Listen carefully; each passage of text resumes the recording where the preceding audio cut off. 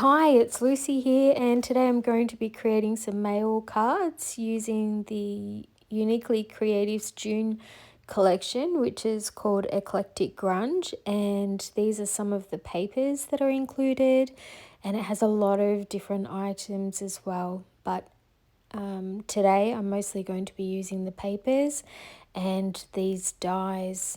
This one is from Easy Craft Art, and it has a frame and those squares, and I'm going to make sure that I layer up the squares today, so I'm going to recycle some of this packaging. And so first I'll pop through in my die cutting machine, and I have an electric one. This one's called the Sizzix Big Shot Switch Plus, and it's really good. I got it at Christmas time if you haven't seen my other videos. And you can actually reverse it as well. So like this packaging is a little bit thicker, so I thought I could reverse it through as well so that it does 2 goes through, and we'll see how it goes with it. And it cut through perfectly, which is really good. And I didn't realize that that die actually has that very thin frame as well, and I kept thinking that was just part of the what was left of the papers, and so I'll be sure to use that in the future as well.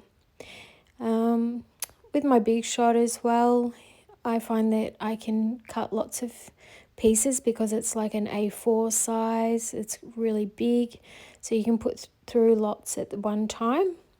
If you wanted to buy it and you're in America, I do have the link to it, and it will also have my affiliate link, which means that I just get a little commission from that as well.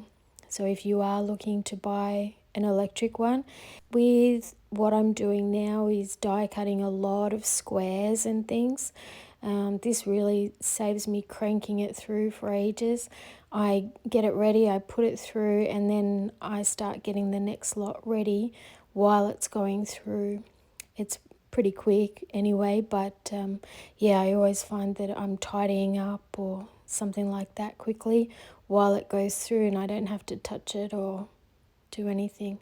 So I've also used this strips die, and I'm just double layering them as well with some recycled paper, and this way it just makes them all a bit thicker. And so with this one, I've left these squares in there this time just to quickly give them some glue, and then I've put the pattern paper squares on the top, and I found that was a little bit easier, but it really doesn't matter.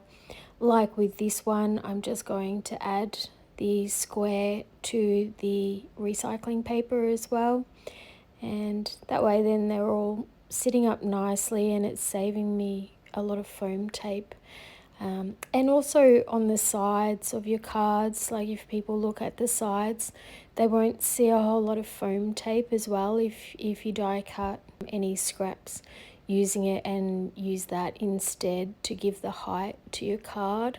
So this I accidentally put on the wrong way round. I wanted a white frame, and so I put the white frame on, and then I've put the pattern paper one on.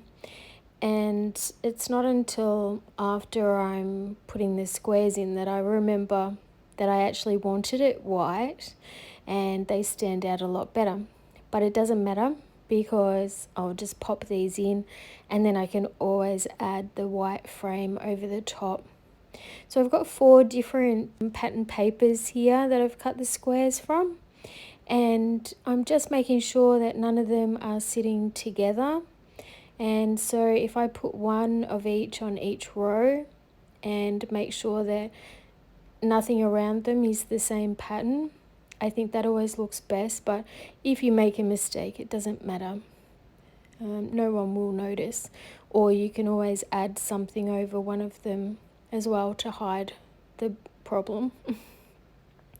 So when I went to put the dog on, that's when I realized that, oh, hang on a second, it really needs some white to match the dog, and it just gives it a fresher look there. And I think it looks nice having that extra layer of the frame anyway, so I was more than happy to have an extra frame on there.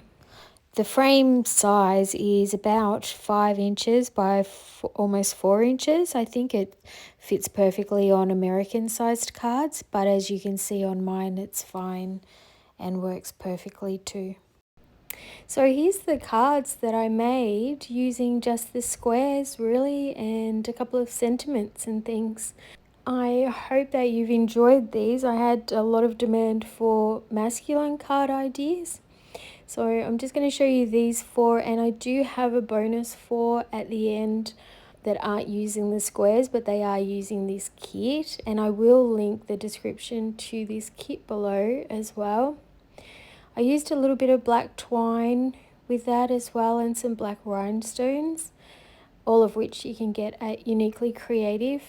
And I did use a little bit of paper. The grey paper comes from one of Uniquely Creative's other kits, the Teenage Spirit kit, and I thought that it went really well with the graffiti style. And then the strips I didn't get around to today, but I was sort of having a little play of them there. And if you'd like me to create some more cards using the browns and those little squares, please let me know. I would love to do more masculine cards. I do enjoy them. They aren't as easy, and I know a lot of people find it really difficult. So I hope you've enjoyed this video, and I'll see you in the next video. Please let me know which one's your favorite. So thanks again for watching, and bye for now.